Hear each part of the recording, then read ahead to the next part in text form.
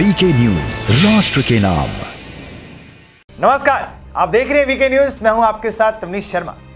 दोस्तों, देश की सेना में काम करने और दुश्मन को नाकों चने चबवाने का जज्बा हर किसी में नहीं होता। सीमा पर जब गोलियों की बारिश के बीच जवान भारत माता की रक्षा में अपने प्राणों को न्यौछावर कर देता है और आतंकियों से दो दो हाथ करते हुए वो शहीद हो जाता है, तब उसके परिवार पर क्या बीतती होगी, ये बस आप सोच कर देखिए।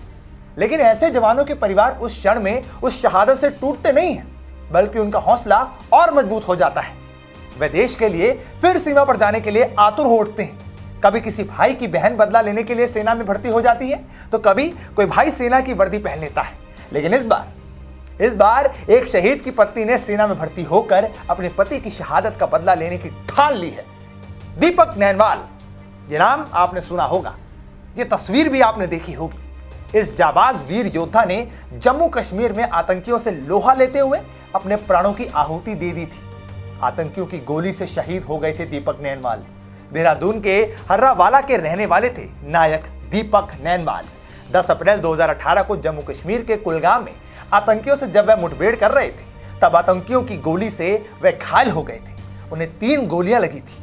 वह 1 महीने तक जिंदगी और मौत के जंग लड़ रहे थे, लेकिन इस लड़ाई में मौत जीत गई और 20 मई 2018 को वो शहीद हो गए।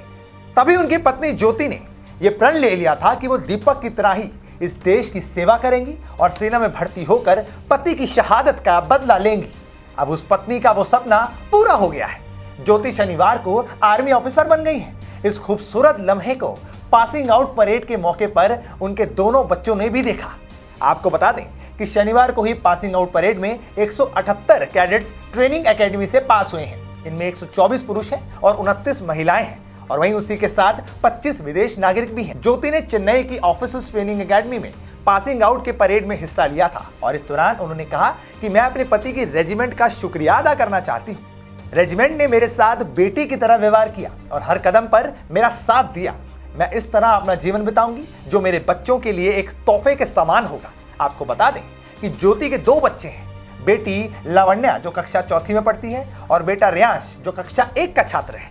दोनों बच्चों को भी अपनी मां के आर्मी अफसर बनने पर गर्व है और वो भी आगे जाकर आर्मी में जाना चाहते हैं। अपने पिता की तरह फौजी बनकर इस देश की सेवा करना चाहते हैं। आपको यह जानकर भी गर्व होगा कि दीपक के पिता चक्रधर नैनवाल भी सेना से रिटायर्ड हैं।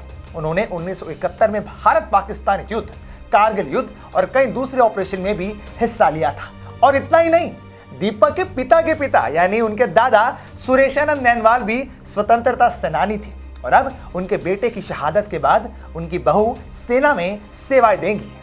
ये देश इन जैसे लोगों पर गर्व करता है जो कि सेना में जाकर इस देश के प्रति शहादत की भावना रखते हैं। आपका इन लोगों पर क्या कहना है, हमारे कमेंट सेक्शन में जरूर बताइए, क्योंकि वीके न्यूज ऐसे लोगों को सलाम तो करता ही रहता है।